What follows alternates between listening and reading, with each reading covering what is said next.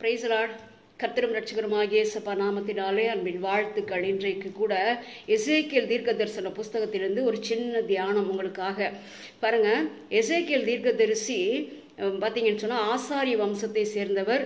எருசலேமிலிருந்து யூதர்கள் சிறைப்பிடிக்கப்பட்டு பாபிலோனுக்கு கொண்டு போகப்பட்ட போது 2வது டீமில் போனவரில் 10,000 பேரில் ஒருத்தராக போனவர் தான் இந்த எசேக்கியேல் தீர்க்கதரிசி. மிக முக்கியமான தீர்க்கதரிசிகளில் இவரும் ஒருவர்.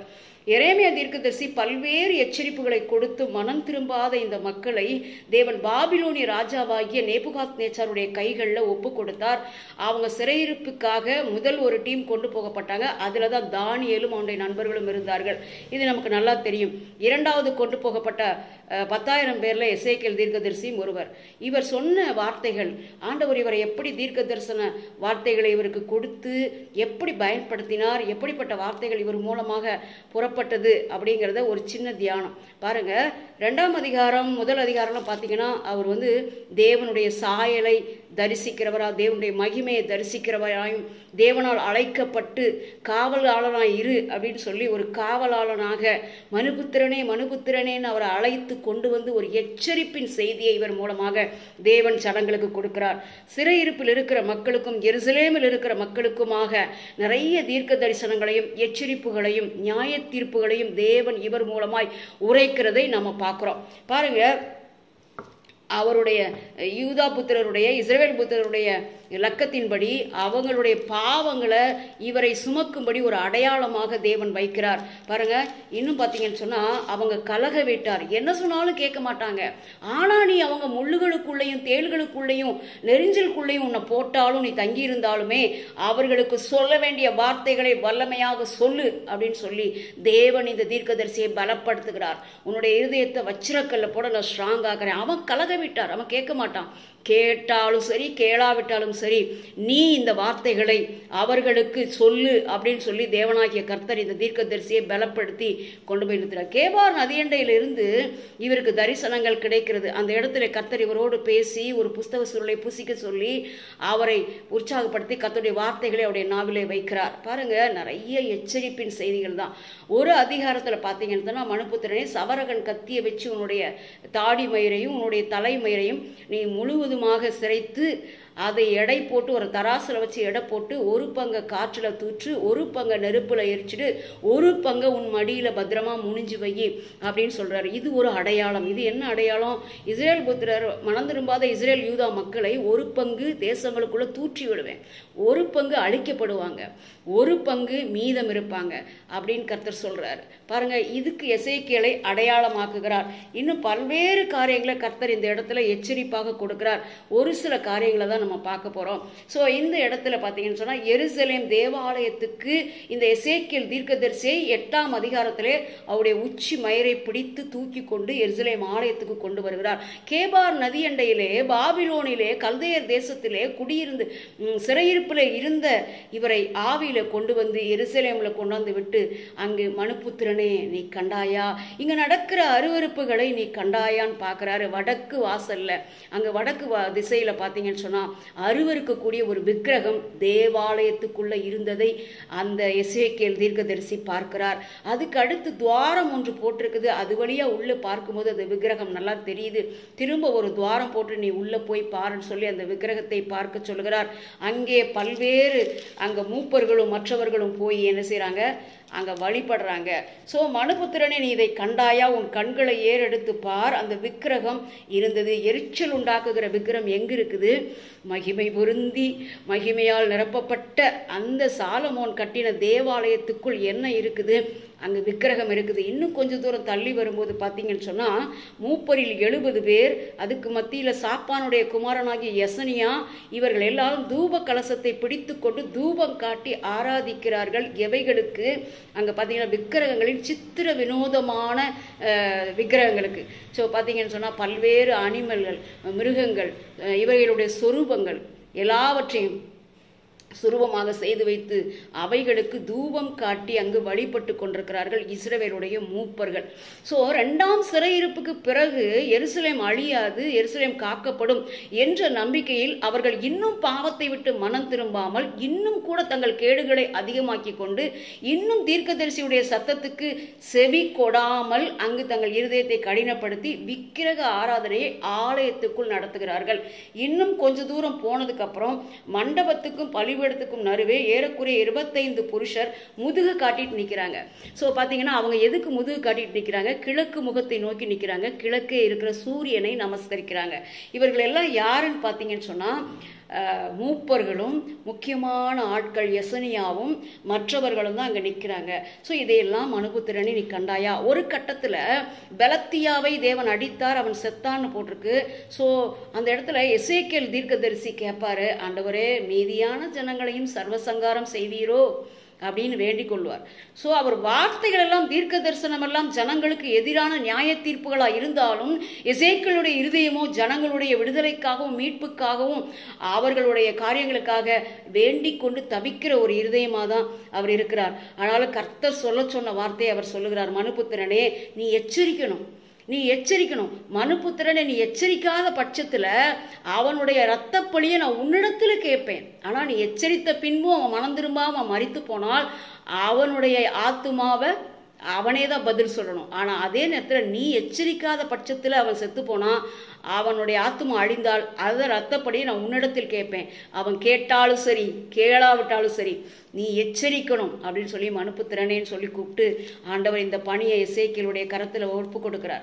ஸோ சிலர் சொல்கிறாங்க, எசேக்கியேல் தீர்க்கதரிசியை அவருடைய தலையை எடுத்துட்டு போய் இந்த யூதர்களே பெரிய பாறையில் வச்சு நொறுக்கி அவருடைய மூளை சிதறி விடும்படியாக கொன்றார்கள் என்று சொல்கிறாங்க. எல்லா தீர்க்கதரிசிகள், சகரியா தீர்க்கதரிசியாகட்டும், தீர்க்கதரிசிகள் எல்லாரையுமே இந்த யூதர்கள் தங்களுக்கு விரோதமாக நியாய தீர்ப்பை பற்றி பேசிட்டாங்கன்னு சொன்னால் உடனே அவங்களை என்ன செஞ்சிடறாங்க? கொன்னுடுறாங்க. எரேமியா தீர்க்கதரிசியை கூட தூக்கி எறிவாங்க ஒரு உலையில். ஆனால் அதுக்கப்புறம் அந்த நேரத்தில் அவன் கொஞ்ச நேரத்தில் விடுவிக்கப்படுவார்.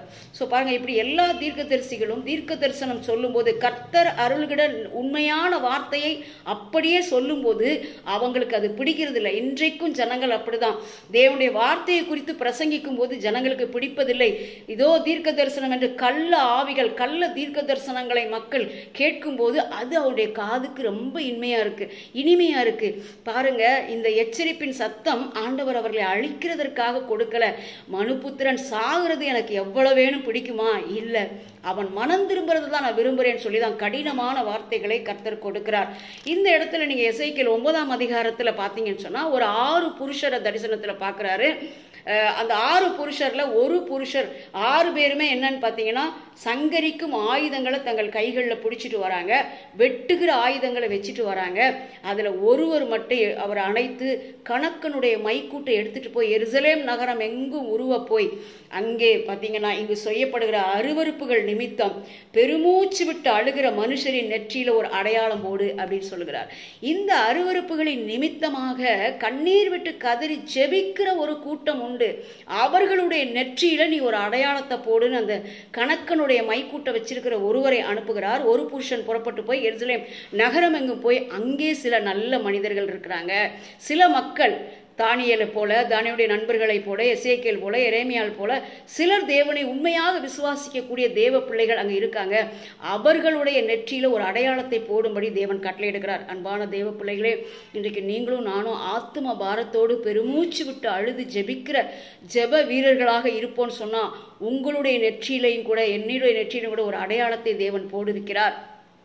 பாருங்க, அந்த கணக்கனுடைய மைக்கூட்டை எடுத்துக்கொண்டு அவர் போட்ட பிற்பாடு மீதம் இருக்கிற 5 புருஷரையும் திரும்பி பார்த்து சொல்லுகிறார், நீங்க எருசலேம் நகரம் எங்கு உருவ போங்க, போய் எல்லாரையும், முதியோரையும், இளைஞரையும், வாலிபரையும், கன்னிகைகளையும் எல்லாரையுமே நீங்க என்ன செய்யுங்க? வெட்டி போட்டுருங்க அப்படின்னு சொல்றார். பாருங்க, ஆண்டவர் இரக்கமுள்ள தேவன், அன்புள்ள தேவன். இப்படிப்பட்ட ஆண்டவர் இப்படிப்பட்ட தீர்ப்புகளை பல்வேறு இடங்களில் செய்கிறத நம்ம பார்க்கிறோம். ஸோ வேதாகம் எங்குமே ஆண்டவர் நீங்க பார்த்தீங்கன்னா வெறும் ஆசீர்வாத செய்திகளை மட்டும் பிரசங்கிக்கிற பிரசங்கிகள் பின்னாடி போகாதீங்க. நிச்சயமா எல்லா இடத்துலையுமே தேவனுடைய கண்டிப்பான வார்த்தைகள் உண்டு, நியாய தீர்ப்பின் வார்த்தைகள் உண்டு. ஆண்டவர் தேவ பிள்ளைகளுக்கு விரோதமாய் சொல்லுகிற சாபமான வார்த்தைகள் கூட இருக்குது. நீ தேவனுடைய கற்பனைகளின்படி நடந்தால், நீ தேவனுடைய கற்பனைகளை கை கொண்டால் மாத்திரமே இந்த ஆசீர்வாதங்கள் எல்லாம் உனக்கு பலிக்கும் என்று வேதம் சொல்கிறது. அன்பான கர்த்தருடைய பிள்ளைகளை, எசேக்கியேல் தீர்க்கதரிசி மூலமாக பல்வேறு எச்சரிப்பின் செய்தி உண்டு. கண்டிப்பா எசேக்கியேல் தீர்க்கதரிசி அந்த வார்த்தைகளை நீங்க என்ன செய்யுங்க, வாசிங்க. இந்த இடத்துல நான் சொல்ல வர்ற ஒரே ஒரு காரியம், நீங்க ஒரு வசனம் பாருங்க, 9ஆம் அதிகாரம் 6ஆம் வசனம், கடைசி வார்த்தையை நான் வாசிக்கிறேன். நீங்க அடையாளம் போடப்பட்டிருக்கிற ஒருவனையும் கிட்டாதிருங்கள், என் பரிசுத்த ஸ்தலத்திலே துவக்குங்கள் என்று என் காதுகள் கேட்க சொன்னார். அப்பொழுது அவர்கள் ஆலயத்துக்கு முன்னே இருந்த மூப்பரிடத்தில் துவக்கம் பண்ணினார்கள். அவர் அவர்களை நோக்கி, நீங்கள் ஆலயத்தை தீட்டுப்படுத்தி பிரகாரங்களை கொலை உண்டவர்களாலே நிரப்பி புறப்பண்டு போங்கள் என்றார். அன்பான கர்த்தருடைய பிள்ளைகளை பாருங்க, இங்க பார்த்தீங்கன்னு சொன்னா நியாய தீர்ப்பு வெட்டக்கூடிய அறிவாள் எங்கிருந்து ஆரம்பிக்கு? ஆலயத்திலிருந்து ஆரம்பிக்கு. அல்லேலூயா. இன்னும் கேட்டா மூப்பர்களிடத்திலிருந்து ஆரம்பிக்குது. வேதத்தை தெரியாதவர்கள் தவறு செய்வதில்லை. வேதத்தை அறிந்தவர்களும் புரிந்தவர்களும் நன்றாக தெரிந்து கொண்டவர்களும் மூப்பர்களாக போதகர்களாக இருப்பவர்களும் அநேகர் பின்மாற்றம் அடைகிறதை இன்றைக்கு நம்ம பார்க்கிறோம். சிலர் பார்த்தீங்கன்னா புகழுக்காக, சிலர் பார்த்தீங்கன்னா பணத்துக்காக, சிலர் பார்த்தீங்கன்னா சரீர இச்சைகளுக்காக பல்வேறு காரியங்களில் ஈர்க்கப்பட்டு இப்படி பின்மாற்றம் அடைகிறாங்க. கடினமான எச்சரிப்புகள் நமக்கு வரும்போது, நமக்கு நேராய் தேவனுடைய வார்த்தைகள் புறப்பட்டு வரும்போது நாம் அந்த இடத்திலேயே சரண்டராகி, ஆண்டவரே என்னை மன்னியும் அப்பா, உண்மைதான் ஒத்துக்கொள்ளணும். முதலாவது நம்முடைய தவறுகளை யாராவது சுட்டி காட்டும் போது அன்போடு அக்கறையோடு நேர்மையோடு தேவனுடைய வார்த்தைகள் இப்படி சொல்லுகுதுன்னு சுட்டி காட்டும் போது நம்ம அதிலிருந்து மீண்டு தேவ கரத்தை பிடித்து கொண்டு எழும்புவதற்கு எந்த இடத்திலும் தேவன் சந்தர்ப்பம் கொடுக்கிறார். உங்கள் பாவங்கள் ரத்தாம்பர சிவப்பா இருந்தாலும் அவைகள் பஞ்சை போலாகும் அப்படின்னு வேதம் சொல்லுது. ஸோ அந்த இடத்துல எழும்புறது தேவன் கரம் கொடுக்க கரம் நீட்டுகிறார். இன்னைக்கு உலகம் முழுக்க நடக்கிற நிகழ்வுகளை பாருங்க. சற்று நாளைக்கு முன்பதாக அந்த விமான விபத்துல கரிக்கட்டையாய் எரிஞ்சு தீஞ்சு போன உடல்களை பார்த்தோம். சற்று முன்பு புன்னகையோடும் சிரிப்புகளோடும் போய் அவங்க ஆனந்தமாக அந்த விமான பயணத்துக்கு தயாராகி இருந்தாங்க. கொஞ்ச நேரத்துக்குள்ளாக நடந்த விபரீதம் என்ன? இன்னைக்கு சில இடங்கள்ல அடிக்கடி பார்க்கிறோம். இந்த ஒரு வாரமாகவே நீங்க பார்த்தீங்கன்னா அதிகமான விமான விபத்து நடப்பது தடுக்கப்பட்டது, இந்த விபத்து நடந்தது. ஸோ பார்த்தீங்கன்னு சொன்னால் இன்னைக்கு விமானத்தில் போகிறதே பயமாக இருக்குது அப்படின்னு சொல்கிற அளவுக்கு விமான விபத்துகள் நடந்தது. அன்பான தேவ பிள்ளைகளே, ஆண்டோடைய நாட்கள் சமீபமாக இருக்குது. இஸ்ரேல் ஈரான் இன்றைக்கு முட்டிக்கொண்டு கடைசி நிமிடங்களில் இந்த உலகம் நிற்பது போல இருக்கிறது.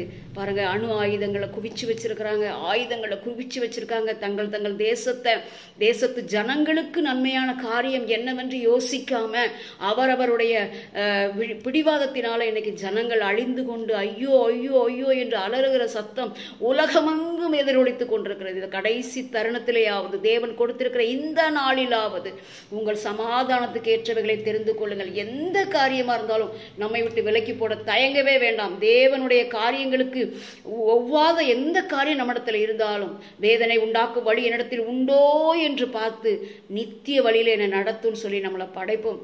அன்பான கர்த்தருடைய பிள்ளைகளை, வேத வசனங்களை தியானித்து பாருங்க. வேத வசனங்களால் தான் நமக்கு நித்திய ஜீவன் உண்டு. அநேக நேரங்களில் தடுமாறும் நேரம் நமக்கு வரும். ஊழியம் செய்யறோம்னா சும்மா கிடையாதுங்க. அநேக பிரச்சனைகள் வரத்தான் செய்யும். நம்ம நெற்றிய வச்சிரக்கல் மாதிரி ஆண்டவர் வச்சிருக்கிறார். சகலத்தையும் கடந்து போகக்கூடிய ஒரு வல்லமையும் பலனும் தேவன் அருளை செய்கிறார். நம்முடைய பலவீனங்களை மேற்கொண்டு, நமக்கு வரக்கூடிய போராட்டங்களை மேற்கொண்டு அடுத்தடுத்த கட்டங்களுக்கு நம்மை கொண்டு செல்வதற்கு அவர் வல்லமை உள்ளவர். பாருங்க, அரிமத்தியா ஊரானாகிய யோசேப்போடு இயேசு கிறிஸ்துங்கிற சகாப்தம் முடியல. அவர் இன்றைக்கும் ஜீவிக்கிறார். கிறிஸ்துவை மரித்தோரிலிருந்து எழுப்பினவருடைய ஆவி நமக்குள் வாசமாய் இருப்பதினால் நம்மையும் தூக்கி நிறுத்துவார். ஸோ எல்லா காரியங்களையும் நம்ம கண்ணு முன்ன கொண்டு வாங்க. உலகத்தின் நிகழ்வுகளை கண்ணு முன்னால் கொண்டு வாங்க. ஏதோ பயப்படுத்துறதுக்கோ எந்த ஒரு காரியத்துக்காக இதை சொல்லலை. இது பயப்பட வேண்டிய அவசியமே இல்லை. தேவராஜ்யத்துக்கு நான் ரெடியாக இருக்கணும். அன்பு நம்மக்கிட்ட பூர்ணமாக இருக்குதா? எவ்வளோ காரியம். ஒருவருக்கொருவர் பிடிவாதம், விட்டு கொடுக்கறது கிடையாது, ஒரு மனம் கிடையாது, அன்பு கிடையாது, ஐக்கியம் கிடையாது. இத்தனையும் பார்த்த பின்பும் நீங்கள் நின்ற நிலையிலே தான் நிற்பீங்களா? கொஞ்சம் சரிந்து வாங்கலேன், கொஞ்சம் இறங்கித்தான் வாங்கலேன். ஆண்டவர் நம்மளை பார்த்துட்டு இருக்கிறாருங்க. நிறைய நேரங்களில் இப்போ இல்லை, அதிக வருஷங்களுக்கு முன்பு எனக்கு ரொம்பவே பிடிவாதம் உண்டு, ரொம்பவே வைராக்கியம் உண்டு. ஒருத்தர்கிட்ட பேசக்கூடாதுன்னு நினச்சிட்டேன்னா அவங்கக்கிட்ட பேச மாட்டேன். இன்றைக்கும் அப்படிப்பட்ட சில முடிவுகள் எடுப்பதுண்டு. அது ஒரு சில காரியங்களுக்காக. அது மாத்திரமல்ல, தேவனோடு உள்ள நம்முடைய நெருக்கத்தை குறைக்குது அப்படின்ற மாதிரி தோணுச்சின்னு சொன்னால் அந்த இடத்துல நம்ம முடிவெடுக்கலாம். ஆனால் மனிதருக்கு பயப்பட வேண்டிய அவசியமே இல்லை. நம்முடைய வழிகளை ஆராய்ந்து பார்ப்போம். தேவனுக்கு முன்பாய் நம்முடைய வழிகள் நியாயம் உள்ளது தானா, நீதி உள்ளது தானா, நல்ல ஒரு பாதையில் தான் நான் நடக்கிறேனா, இதை உய்த்து ஆராய்ந்து சோதிப்போம். பாருங்க, வனாந்தரத்தில் நடத்தப்பட்ட இஸ்ரவேல் மக்கள் தங்களை கெடுத்து கொண்டார்கள். சீயன்று இகழப்படத்தக்கதும் அருவருப்புமான சகல காரியங்களை தெரிந்து கொண்டாங்க. விக்கிரகம் கும்பிட்டா மட்டும்தான் பாவம் நினைக்காதீங்க. நாங்கள்லாம் விக்கிரகம் கும்பிடுறதில்ல. ஆண்டவருக்கு மேலே எந்த ஒரு காரியத்தை நீங்கள் அதிகமாக தூக்கி சுமக்குறீங்களோ, உங்கள் பிடிவாதமா, உங்களுடைய கோபமா, வைராக்கியமா, பகையா, நிச்சயமாக அவைகளுக்கு நம்ம கணக்கு கொடுக்கணும். இன்றைக்கு ஒருமனப்படுவோம். தேவ பிள்ளைகளாகி நம்ம ஒருமனப்படுவோம். நம்ம ஒருமனப்படலன்னா இந்த தேசத்துக்கு யார் மூலமாக ஆசீர்வாதம் வரும்? அவங்களையும் இவங்களையும் கையை காட்டுறோம். இவங்க ஆட்சியில் ஒன்றும் பண்ணல, அவங்க ஆட்சியில் ஒன்றும் நடக்கலை, இப்படிலாம் நம்ம நினைக்கிறோம். ஆனால் நம்ம ஒருமனப்பட்டிருக்கோமா? இந்த தேசத்தின் நன்மைக்காக நம்ம ஒருமனப்பட்டிருக்கோமா? ஒரு நாளாவது நம்ம இணைந்து கூப்பிட்டு இருந்தோம்னு சொன்னால் தேவன் நம்முடைய தேசத்தை எங்கேயோ கொண்டு போயிருப்பார். அல்லேலூயா. இன்றைக்காவது நம்ம எருசலேமே, எருசலேமே, இந்த நாளிலாகிலும் உன் சமாதானத்துக்கு ஏற்றவைகளை நீ அறிந்திருந்தாயானால் உனக்கு நலமாயிருக்கும். எருசலேமை பார்க்கும்போது, பத்தி எரிகிற நெருப்பை பார்க்கும்போது நம்ம இருதயமெல்லாம் கொழுந்து விட்டு எரியலையாங்க. அந்த இடத்த போய் நேரில் பார்க்கணும். எத்தனை பேர் ஆர்வப்பட்டு போனோம். இன்னைக்கு அந்த விமான நிலையம் நொறுங்கி கிடக்குது. எருசலேம் நகரம் சீர்குலைந்து கிடக்குது. இந்த நேரத்தில் நம்முடைய பிடிவாதம் வேண்டாம், அழிவு வேண்டாங்க. யாருக்கு ரத்தம் சிந்தினாலும் அது ரத்தம், யாருக்கு வலிச்சாலும் அது வலிதான். நம்ம ஜெபம் பண்ணுவோம், அதிக பாரப்படுவோம். அதிக கடைசியான நிமிடங்களில் நின்று கொண்டிருக்கிறோம். இருதயத்தை கடினப்படுத்தாதீங்க.